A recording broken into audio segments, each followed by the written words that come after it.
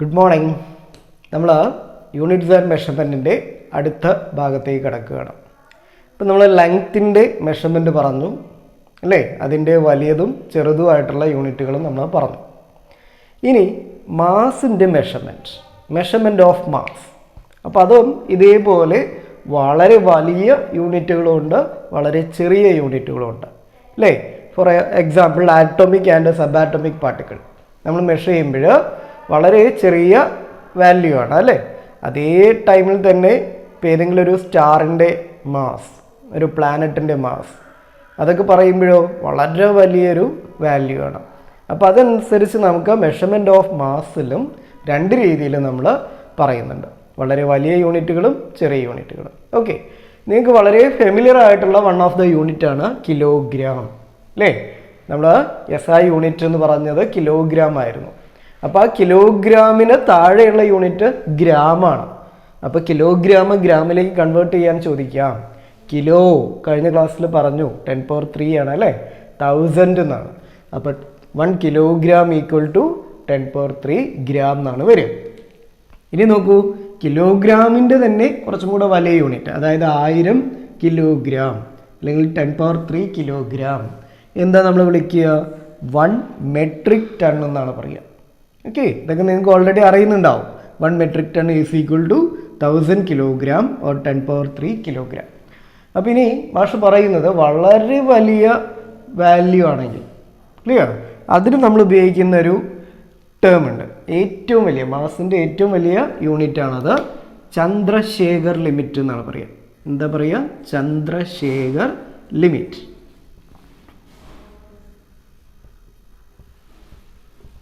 Chandrasekhar limit,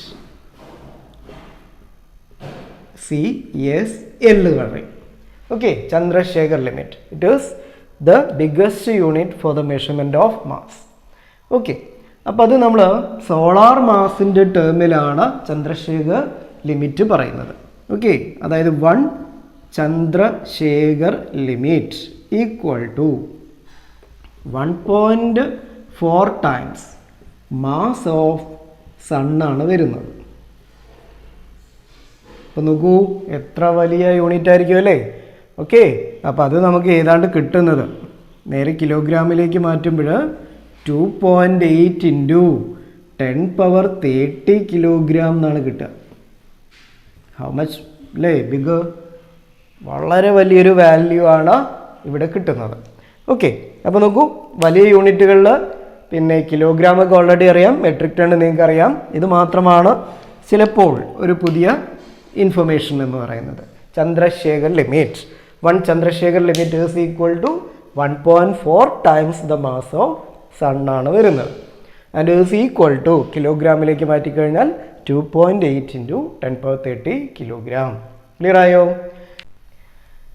ഇവിടെ നമ്മൾ ചെറിയ മാസസിൻ്റെ മെഷർമെൻറ്റിന് വേണ്ടി ഉപയോഗിക്കുന്ന വൺ ഓഫ് ദ യൂണിറ്റ് ആണ് atomic mass unit, AMU or U എന്നാണ് എഴുതുക.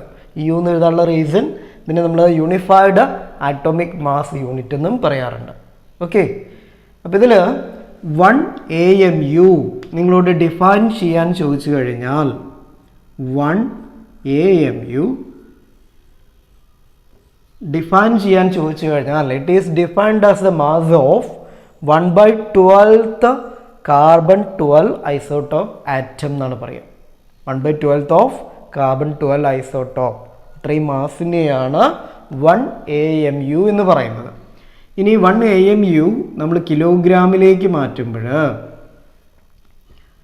1.66 ഇൻറ്റു 10⁻⁻27 കിലോഗ്രാം ആണ്. ഓക്കെ, അതായത് വളരെ ചെറിയൊരു വാല്യൂ ആണ്. അപ്പം നമ്മളിത് ന്യൂട്രോൺ, പ്രോട്ടോൺ ഏതാണ്ട് നമ്മൾ മാസ് പറയുക 1 AMU എന്നാണ്. ന്യൂട്രോണിൻ്റെയും പ്രോട്ടോണിൻ്റെയൊക്കെ മാസ് ഏതാണ്ട് ഇതാണ് വരുന്നത്. അതുകൊണ്ട് 1 AMU എന്നാണ് പറയുക. അതേ ടൈമിൽ ഇലക്ട്രോണിന് അങ്ങനെയല്ല.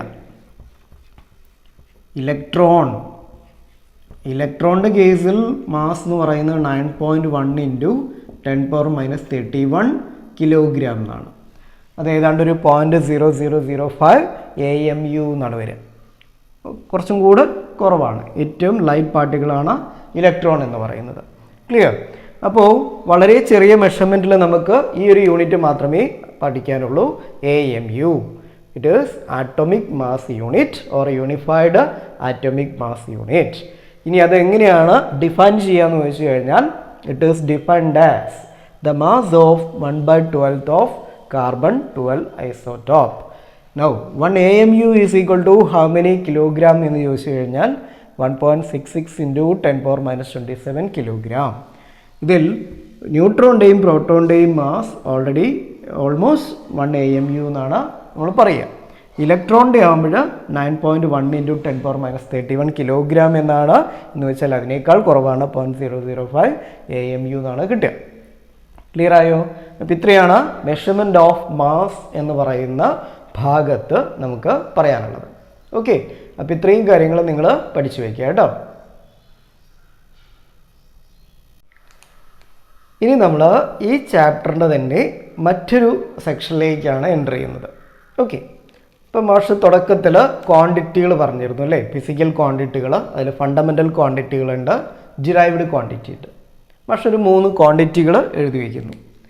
ദാറ്റ് ഈസ് ലെങ്ത്,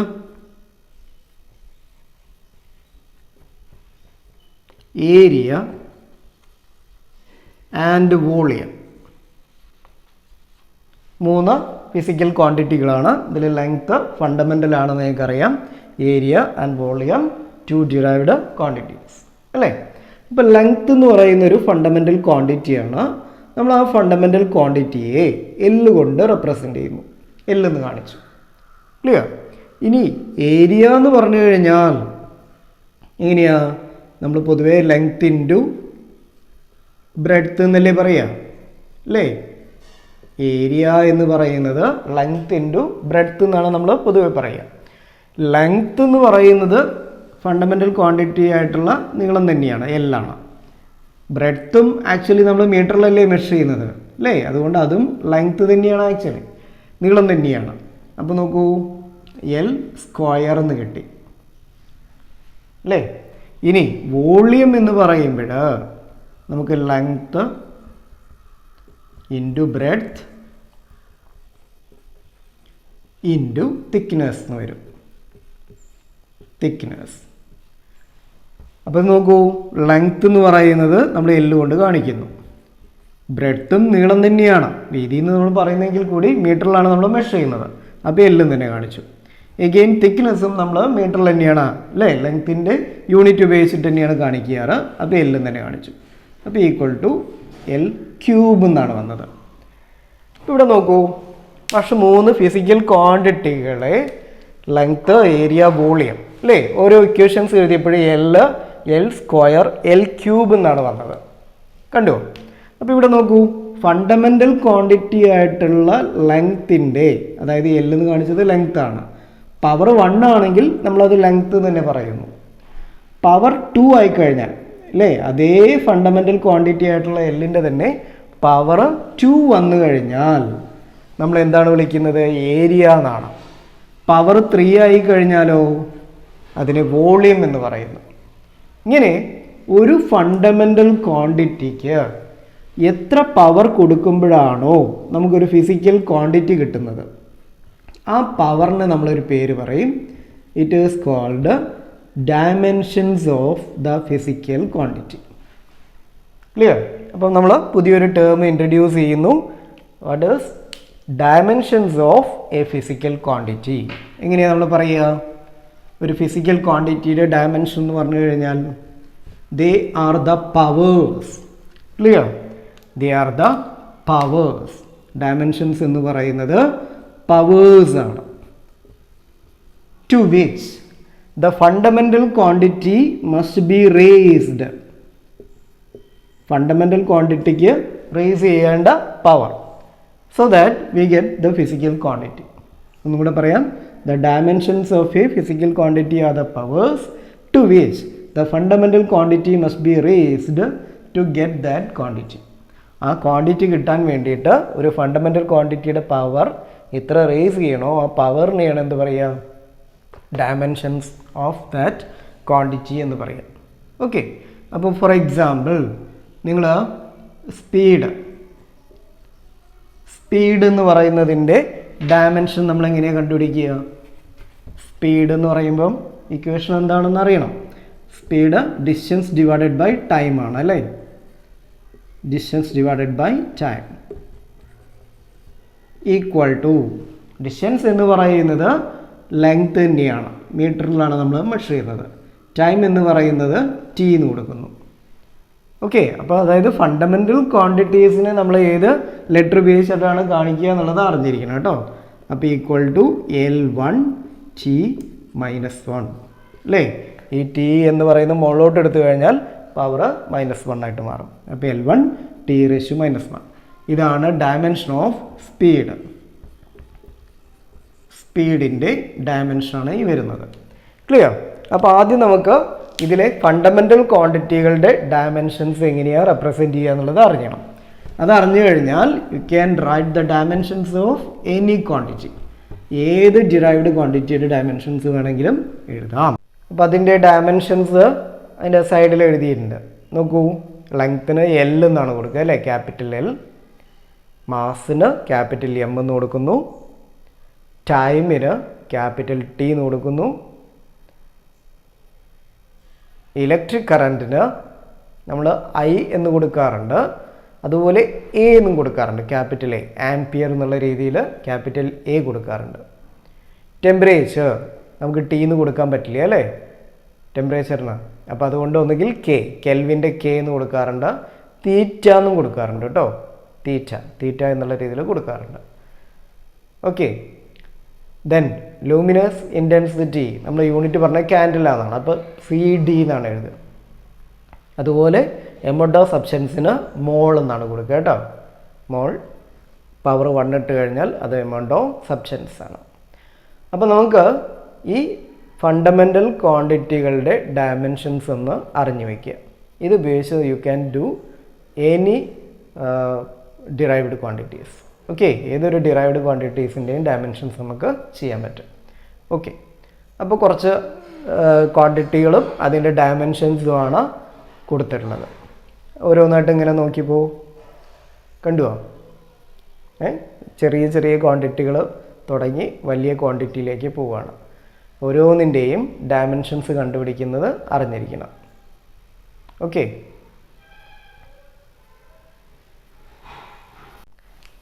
ഇനി കൂടുതലായിട്ട് ഓരോ ക്വാണ്ടിറ്റികളുടെയും ഡയമെൻഷൻസ് എങ്ങനെയാണ് കണ്ടുപിടിക്കുക എന്നുള്ളത് നമ്മൾ വരുന്ന പ്രോബ്ലംസ് ഒക്കെ ചെയ്യുമ്പോൾ കൂടുതൽ ക്ലിയർ ആവും. നിങ്ങൾ ഇക്വേഷൻസ് ഓഫ് മോഷൻസ് ചെറിയ ക്ലാസ്സുകളിൽ പഠിച്ചിട്ടുണ്ട്. ഓക്കെ, മാഷ 3 ഇക്വേഷൻസ് ഓഫ് മോഷൻ ഒന്നും കൂടി ഒന്ന് എഴുതുന്നു. ഏതൊക്കെയായിരുന്നു? V = U + AT അല്ലേ? രണ്ടാമത്തത് S = UT + ½ AT². മൂന്നാമത്തത് V² = U² + 2AS. അപ്പോൾ നോക്കൂ, ഈ 3 ഇക്വേഷൻസ് ഓഫ് മോഷനിലാണ് അല്ലേ? ഒരു ഇക്വേഷനിൽ തന്നെ മോർ ദാൻ 1 ടേംസ് വരുന്നുണ്ട്. ഇതൊരു ടേമാണ്, U ഒരു ടേമാണ്, AT ഒരു ടേമാണ് അല്ലേ? 3 ടേംസ് ഇങ്ങനെ 3 വരുന്നുണ്ട്. ലെഫ്റ്റ് ഹാൻഡ് സൈഡിൽ ഒരു ടേം, റൈറ്റ് ഹാൻഡ് സൈഡിൽ 2 ടേം വരുന്നുണ്ട്. അപ്പോൾ നമ്മൾ ചെയ്ത് നോക്കാനുള്ളത് ഓരോ ഇക്വേഷൻസ് എടുക്കുക, എന്നിട്ട് ആ ഓരോ ഇക്വേഷൻസിലെയും ഓരോ ടേമിൻ്റെയും ഡയമെൻഷൻസ് ഒന്ന് കണ്ടുപിടിക്കൂ. ഫോർ എക്സാമ്പിൾ നമ്മുടെ ആദ്യത്തെ ഇക്വേഷൻ V = U + AT. അപ്പോൾ dimension of V, dimension of velocity ആണ് അല്ലേ? വെലോസിറ്റിയുടെ ഡയമെൻഷൻ നമ്മൾ എങ്ങനെ എഴുതുക? L1T⁻⁻1. സ്പീഡും വെലോസിറ്റിയും അല്ലേ മാഗ്നിറ്റ്യൂഡ് വൈസ് ഒന്ന് തന്നെയാണ്. സ്പീഡിന് ഡയറക്ഷൻ ഇല്ല, വെലോസിറ്റിക്ക് ഡയറക്ഷൻ ഉണ്ട്. ഇതൊക്കെ നിങ്ങൾ അടുത്ത ചാപ്റ്ററിലൊന്നും കൂടെ ഡീറ്റെയിൽഡ് ആയിട്ട് പഠിക്കുന്നുണ്ട്. ഇനി U എന്ന് പറയുന്നതും വെലോസിറ്റിയെ കാണിക്കാനാണ് ഇവിടെ ഉപയോഗിച്ചിട്ടിരിക്കുന്നത്. It is initial velocity. V എന്ന് പറയുന്നത് ഫൈനൽ വെലോസിറ്റി. അപ്പോൾ എഗെയിൻ L1T⁻⁻1 എന്നാണ് വരിക. Next term A T. A എന്ന് പറയുന്നത് ആക്സിലറേഷനും ടി എന്ന് പറയുന്നത് ടൈമുമാണ്. അപ്പോൾ ആക്സിലറേഷൻ്റെ ഡയമെൻഷൻ എന്ന് പറയുന്നത് L1t⁻² എന്നാണ്. അതെങ്ങനെയാണ് കിട്ടുന്നത്? Dimension of acceleration is equal to dimension of velocity divided by dimension of time ആണ്. വെലോസിറ്റിയുടെ ഡയമെൻഷൻ എന്ന് പറയുന്നത് t⁻, അല്ലേ, L1t⁻⁻1, time t⁻1 equal to L1. ഈ t⁻1 കൂടെ മുകളിലോട്ട് പോകുമ്പോൾ ഇവിടെ t⁻² എന്ന് വരും. ക്ലിയർ ആയോ? അപ്പോൾ L1t⁻² ആണ് ആക്സിലറേഷൻ ഇൻറ്റു ഇവിടെ ഒരു ടൈമും കൂടെ ഇല്ലേ, ഇപ്പോൾ t⁻1 എന്ന് എഴുതി, ഈക്വൽ ടു L1t⁻1. അപ്പോൾ നോക്കൂ, നമ്മൾ ഈ ആദ്യത്തെ ഒരു ഇക്വേഷൻ ചെയ്തപ്പോൾ എന്താ കിട്ടിയേ? 3 ടേംസിൻ്റെയും ഡയമെൻഷൻസ് ഒരുപോലെയാണ് കിട്ടുന്നത്, അല്ലേ? L1t⁻1 എന്നാണ് കിട്ടുന്നത്. ഇനി ഇതേപോലെ നമ്മൾ രണ്ടാമത്തെ ഇക്വേഷൻ ഒന്ന് ചെയ്ത് നോക്കൂ. പക്ഷെ അവിടെ കാണിച്ചിട്ടുണ്ട്, ഒന്ന് ചെയ്ത് നോക്കി.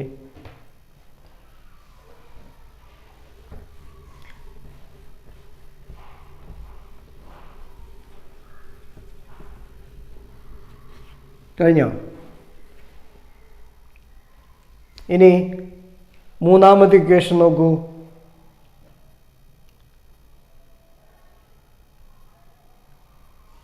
അല്ലേ? അതിലും ഒരേപോലെയാണ് 3 ടേംസിൻ്റെയും ഡയമെൻഷൻസ് കിട്ടുന്നത്.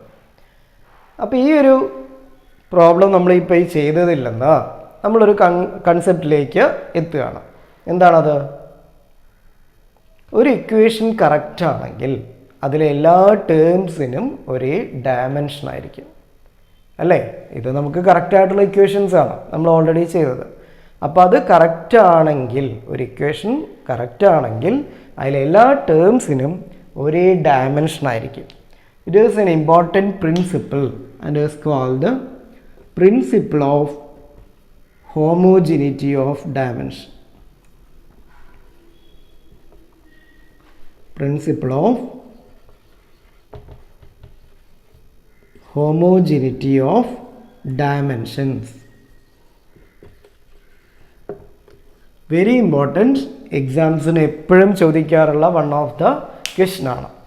ഇപ്പോൾ state the principle of homogeneity of dimension എന്ന് ചോദിക്കാറുണ്ട്. ഇപ്പോൾ വളരെ സിമ്പിളായിട്ട് പറഞ്ഞു കഴിഞ്ഞാൽ, if an equation is correct, if an equation is correct, ഏറ്റവും സിമ്പിളായിട്ടാണ് ഈ പറയുന്നത് കേട്ടോ. If an equation is correct, all the terms